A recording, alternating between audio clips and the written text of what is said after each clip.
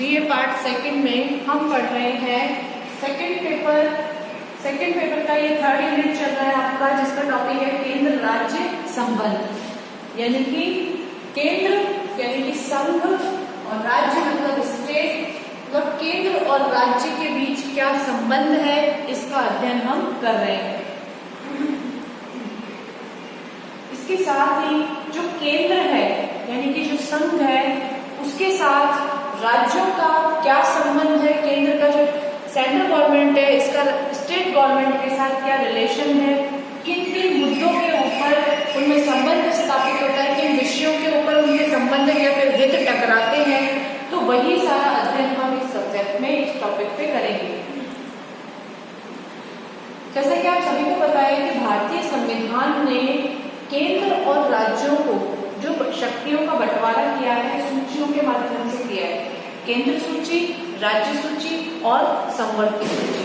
तो केंद्र सूची के अंदर जो विषय आते हैं उन पे केंद्र सरकार कानून बनाती है, राज्य सूची के अंदर जो विषय आते हैं उसमें राज्य सरकार कानून बनाती है, और जो संवर्ती सूची है उसके अंतर्गत जो विषय आते हैं उसमें केंद्र और राज्य दोनों की ही सरकारें कानून बनाती है। तो इस तरह से 3 तरह के विषय हैं। तो पहला है इसके अंदर संघ सूची, यानी कि भारतीय संघ में केंद्र राज्य विधायी संबंध।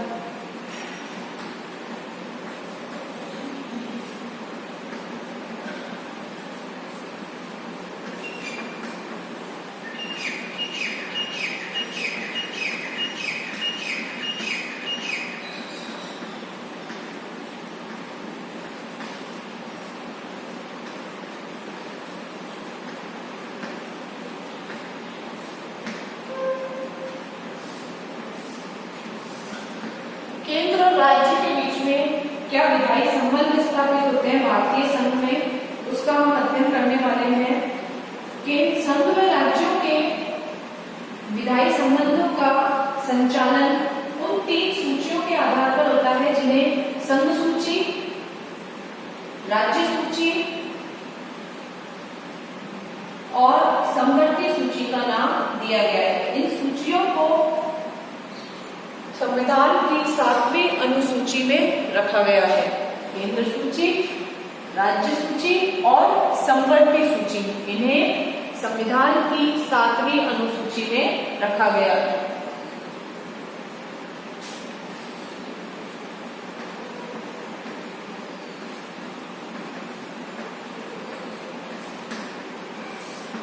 केंद्र सूची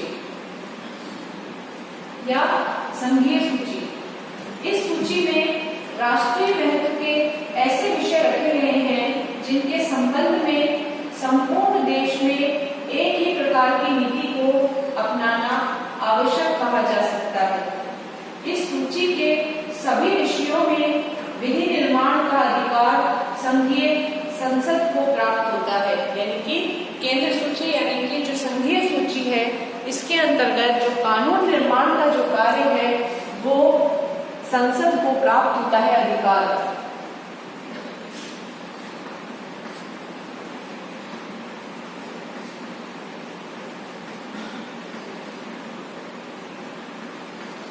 इस सूची के अंतर्गत आने वाले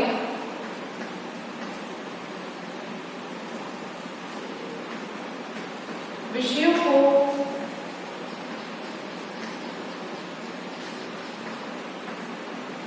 संघीय संसद द्वारा या विषयों में संघीय संसद द्वारा कानून बनाए जाते हैं।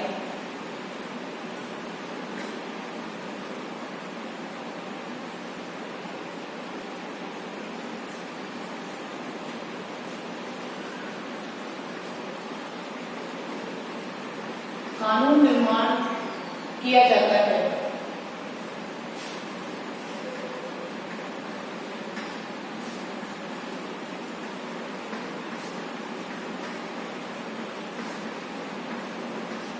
इस सूची में जो कानून बनाने का जो कार्य है, जिन विषयों पर कानून बनाए जाते हैं वो संघीय महत्व के होते हैं इस सूची के अंतर्गत, और इस सूची के अंदर राष्ट्रीय महत्व के जो विषय होते हैं उन पर भी काम, जैसे सेना है, सेना का जो अधिकार है वो संघ ने अपने पास ही रखा है।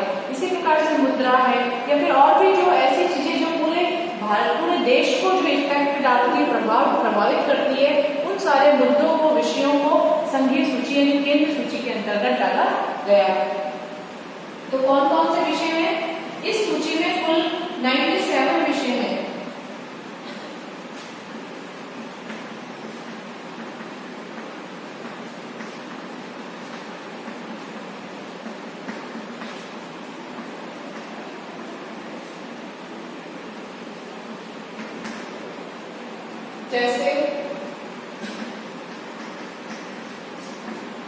जैसे रक्षा, वैदेशिक मामले,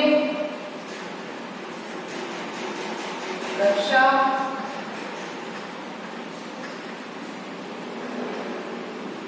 वैदेशिक मामले,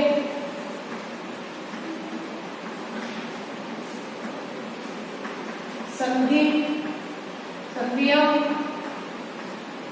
व युद्ध, संधियां और युद्ध, इसके अलावा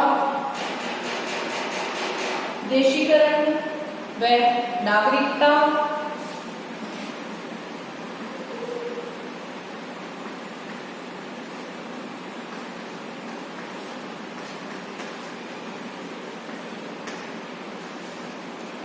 देशीकरण व नागरिकता, विदेशियों का आना जाना, रेलें, बंदरगाह, हवाई मार्ग,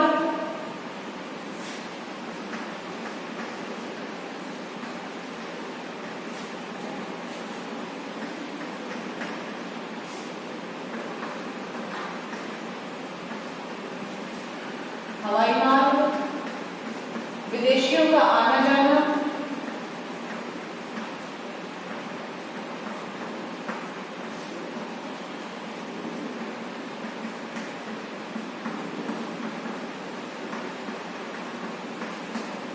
तो ये सारे जो मुद्दे हैं ये संघीय सूची के अंतर्गत आते हैं। इसके साथ ही डाकतार, टेलीफोन में बेतार,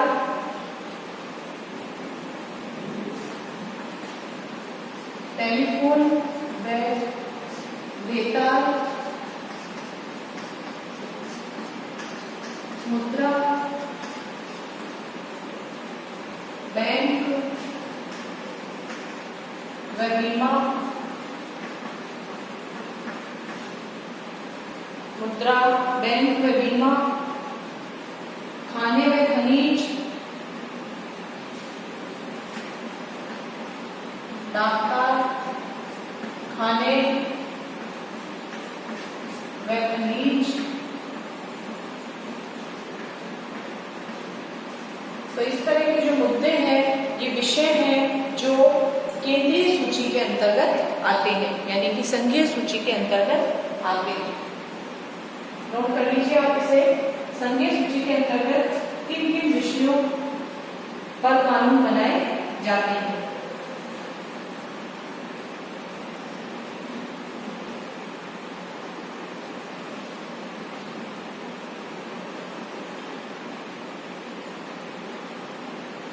इसके बाद में जो अगला विषय है वो है राज्य सूची। इसमें क्षेत्रीय महत्व के वो विषय रखे जाते हैं जिसमें राज्य सरकार या प्रादेशिक सरकार कानून बनाती है।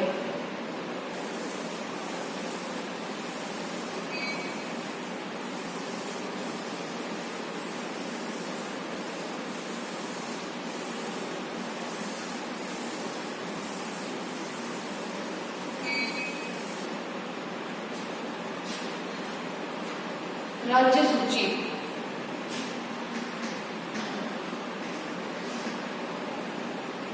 इस सूची में वे विषय रखे गए हैं जो क्षेत्रीय महत्व के हैं।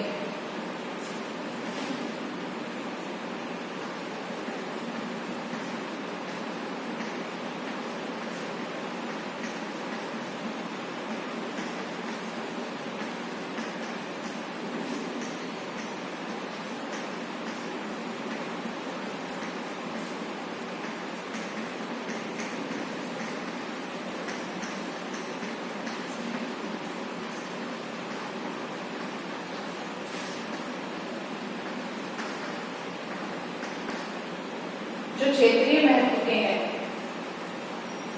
इसमें 66 विषय हैं।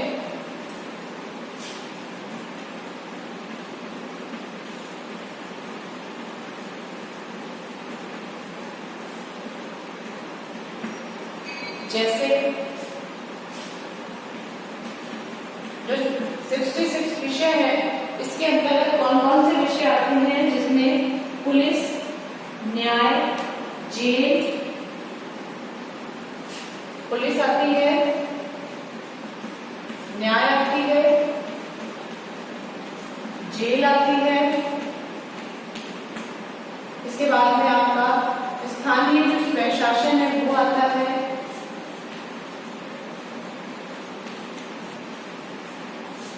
जो सार्वजनिक महत्व के विषय हैं वो भी इसी के अंतर्गत आते हैं।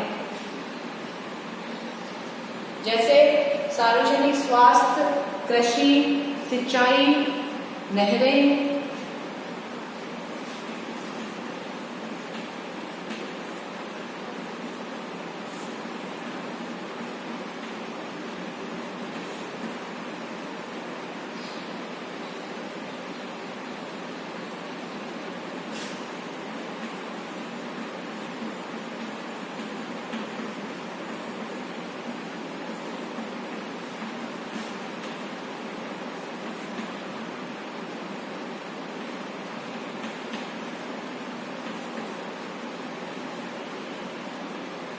इसके बाद में तीसरी है संवर्ती सूची।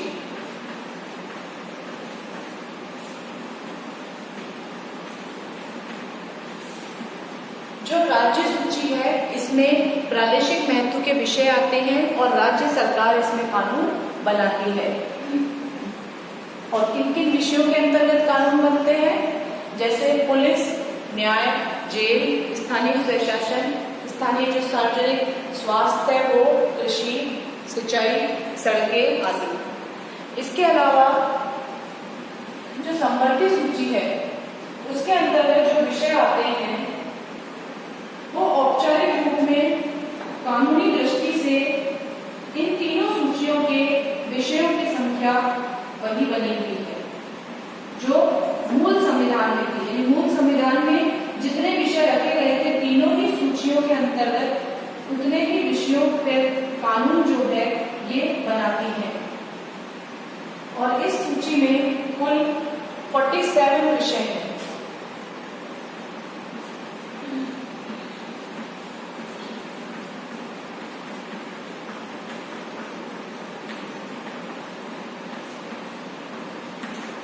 विषय है इस सूची के अंतर्गत, जिसमें केंद्र और राज्य दोनों की सरकारें कानून बनाती है।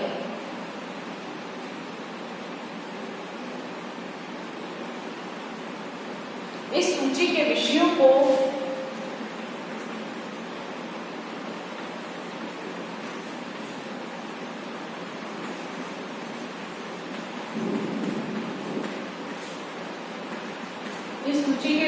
पर संघ व राज्य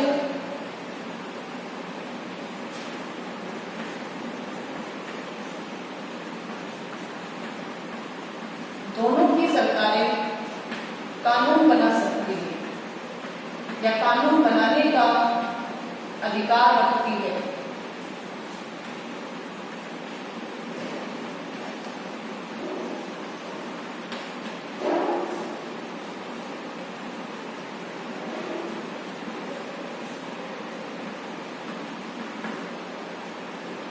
यानी केंद्र की भी और राज्य की भी, दोनों ही सरकारें जो हैं वो इसमें कानून बनाने का जो अधिकार है वो रखती है।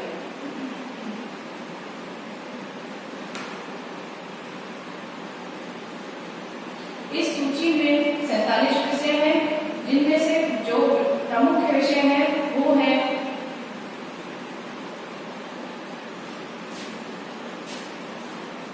जैसे विधि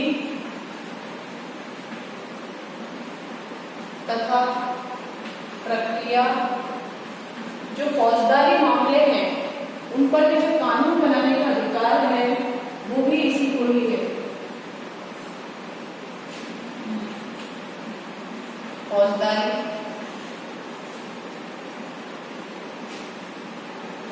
निवारक निरोध,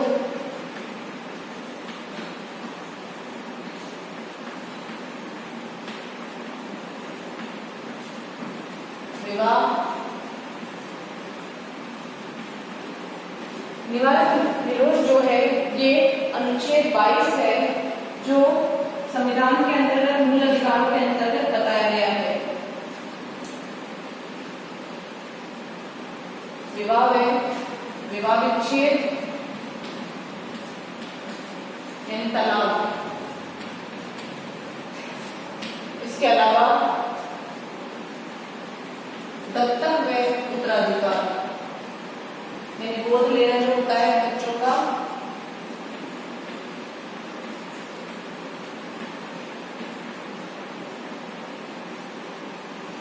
कारखाने,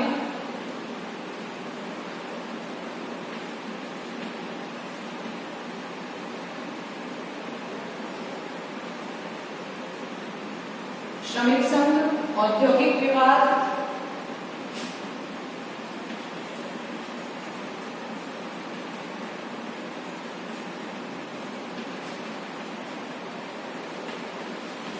औद्योगिक विवाद,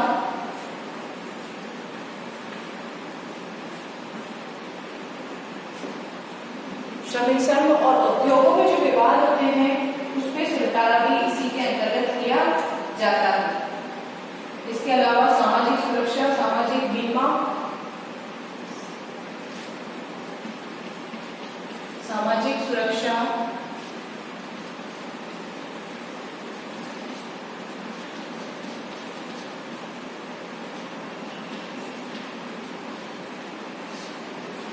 सामाजिक बीमा, पुनर्वास, पुनर्वास और पुरातत्व,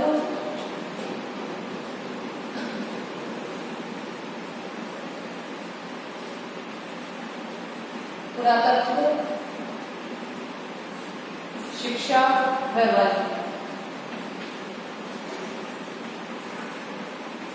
आदि।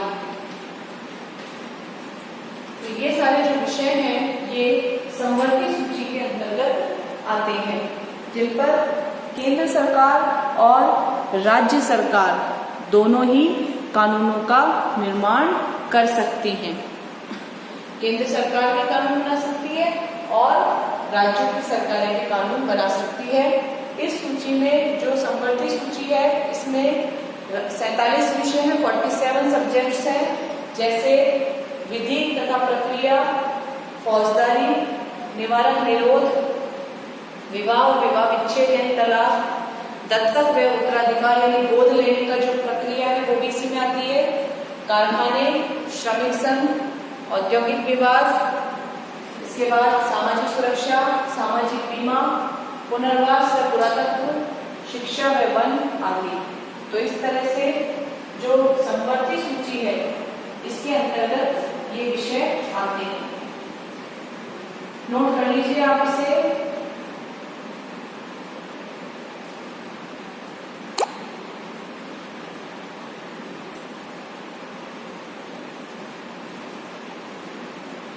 मूल संविधान द्वारा केंद्रीय सरकार व इकाइयों की सरकारों में राज्य सरकार के बीच जो शक्ति विभाजन किया गया उसमें 42वें संवैधानिक संशोधन 1976 के द्वारा महत्वपूर्ण परिवर्तन किए गए।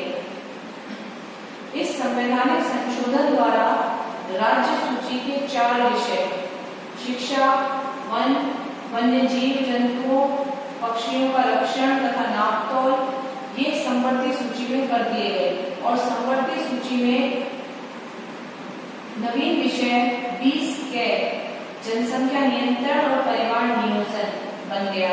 इस तरह जो राज्य सूची है उसकी जो संख्या है वो घटकर 62 रह गई और समवर्ती सूची की जो संख्या है वो 52 हो गई। लेकिन यह स्थिति मात्र गणना की दृष्टि से यानी गिनती की दृष्टि से है। संविधान के अध्ययन के अंतर्गत अधिक महत्व संवैधानिक दृष्टि का होता है और संवैधानिक दृष्टि में आज भी जो संघीय सूची है, समवर्ती सूची और केंद्र राज्य ये जो राज्य सूची है इसके अंतर्गत जो विषय मूल संविधान में जो विषय थे, संघीय सूची के अंतर्गत 97, राज्य सूची में 66 और संवर्ती सूची में 47 जो सब्जेक्ट है, जो विषय है, वो रखे गए हैं कानून निर्माण के लिए।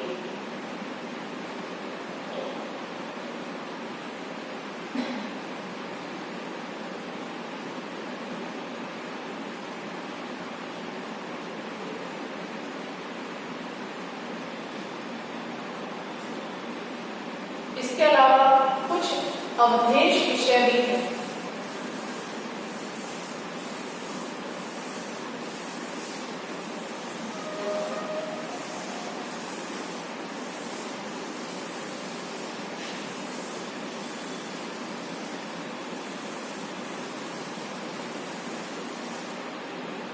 कुछ अवशेष विषय हैं। उस अवशेष विषयों पर जो अमेरिका है, स्विट्जरलैंड है, ऑस्ट्रेलिया है, इनमें तो अवशेष विषयों पर संघीय सरकार कानून बनाती है, लेकिन जो भारत है, भारतीय संघ के अंदर कनाडा की संघीय व्यवस्था को अपनाया गया है, इसीलिए वहां पर इन विषयों पर जो कानून बनाने का जो अधिकार है वो व्यवस्थापिका यानी संसद को दिया हुआ है। तो इसमें अगला है अवशेष विषय।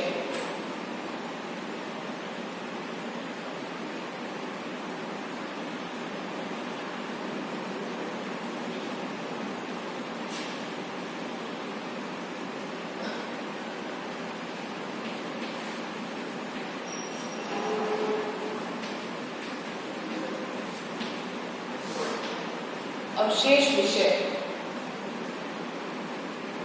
अमेरिका, स्विट्जरलैंड और ऑस्ट्रेलिया में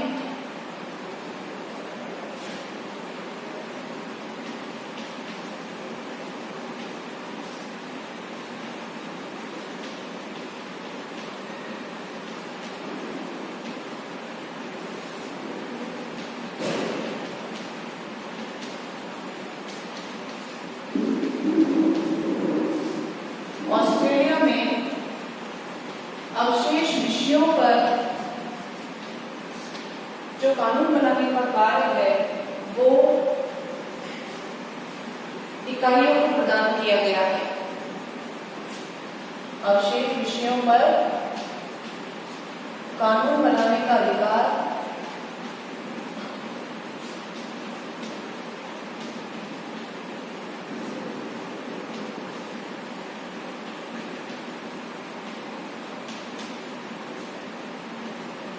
जो इकाइयां हैं यानी कि जो राज्य सरकारें हैं उन्हें इकाइयों को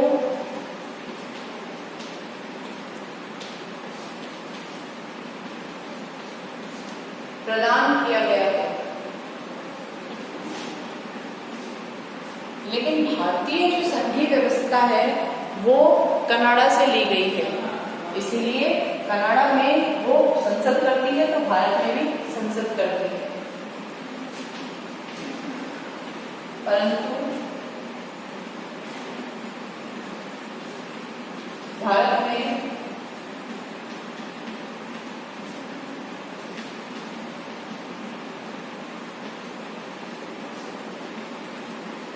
कनाडा की संघीय व्यवस्था को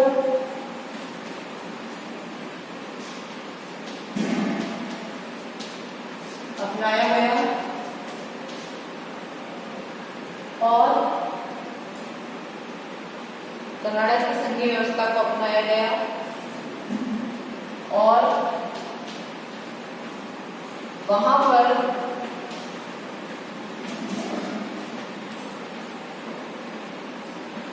कानून निर्माण का कार्य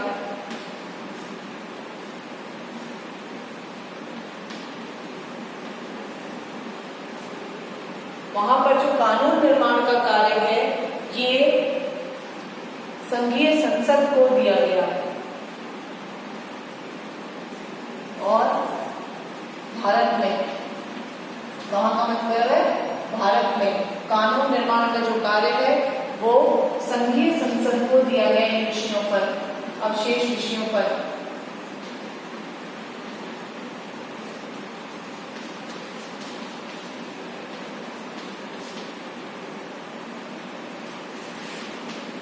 तो इस तरह से ये अवशेष शक्तियां हैं जिन पर कानून निर्माण का कार्य जो है वो संघीय व्यवस्थापिका यानी कि संघीय संसद को दिया गया है।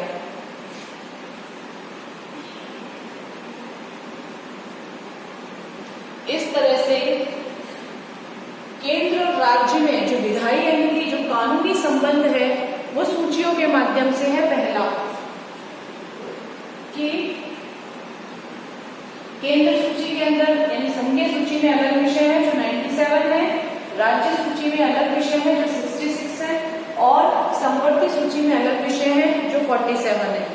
और केंद्र सूची में जो आते हैं उन पर केंद्र सरकार कानून बनाती है, राज्य सूची में प्रादेशिक या स्टेट गवर्नमेंट है वो कानून बनाती है और जो समवर्ती सूची के अंतर्गत आते हैं उसके अंतर्गत केंद्र और राज्य दोनों को ही अधिकार दिया गया है कानून निर्माण करने का। तो इस तरह से केंद्र और राज्य में विधायी संबंध है। इसके अलावा कुछ अवशेष विषय भी हैं। अवशेष विषयों पर जो कानून बनाने का जो अधिकार है वो संघीय संसद को दिया गया है भारत में, क्योंकि अमेरिका, स्विट्जरलैंड और ऑस्ट्रेलिया में अवशेष विषय पर जो है वो कानून बनाने का अधिकार इकाइयों को प्रदान किया गया यानी स्टेट गवर्नमेंट को, यानी प्रादेशिक जो इकाई राज्य सरकार उसे दिया गया है। लेकिन भारत में कनाडा की संघीय व्यवस्था को अपनाया गया है और भारत में जो कानून निर्माण का कार्य है वो संघीय संसद को दिया गया है। तो इस तरह से विधायी क्षेत्र में भी कुछ अधिकार जो है वो प्राप्त है। इसके बाद में केंद्र और राज्यों के संबंध में जो विचार है, सरकार और राज्य सरकार के बीच जो कानून निर्माण की प्रक्रिया है वो हम देख रहे हैं किस तरह से सूचियों के माध्यम से बटी हुई है। और संघीय संविधान राष्ट्रीय प्रभुता तथा राज्य प्रभुता के बीच जो कि ऊपरी दृष्टि से विरोधी जान पड़ती है, सामंजस्य पैदा करने का प्रयत्न करता है। जो संविधान है वो सामंजस्य पैदा करता है राज्यों के बीच में और संघ के बीच में यानी केंद्र के बीच में। संविधान के अंतरण में कुछ ऐसे उपबंध हैं जो सामंजस्य के तौर तरीकों पर प्रकाश डालते हैं। केंद्र एवं राज्यों की सरकारों के बीच सामंजस्यपूर्ण संबंधों की स्थापना करने वाली संघ प्रणाली को ही सहकारी संघवाद की संज्ञा दी जाती है।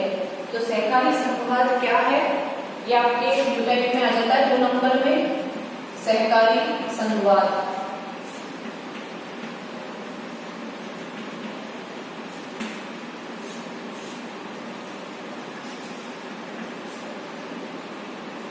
केंद्र और राज्य के बीच में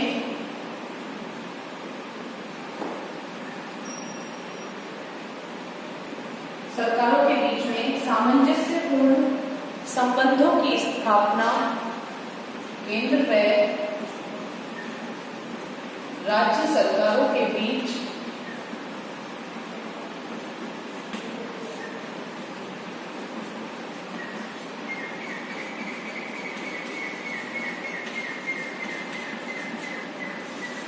सामंजस्यपूर्ण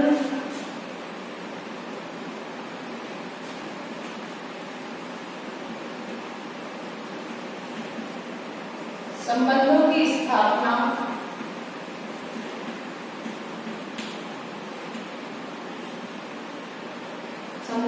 स्थापना करने वाली संघ प्रणाली को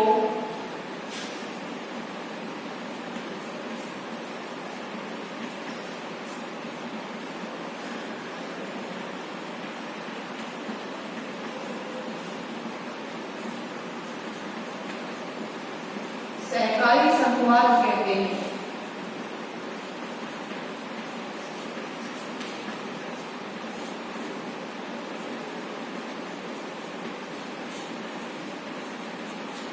तो ये आपके 2 नंबर में आ सकता है कि सहकारी संघवाद क्या है। तो इस तरह से केंद्र और राज्यों के बीच में जो संबंध स्थापित होते हैं और उन संबंधों के आधार पर जो सामंजस्यपूर्ण स्थिति बनती है उससे ही सहकारी संघवाद जो है कहते हैं, उस संघ प्रणाली को सहकारी संघवाद कहते हैं। नोट कर लीजिए आप इसे, ये इंपॉर्टेंट क्वेश्चन है आपके न्यू टाइप में 2 नंबर में ये आ सकता है।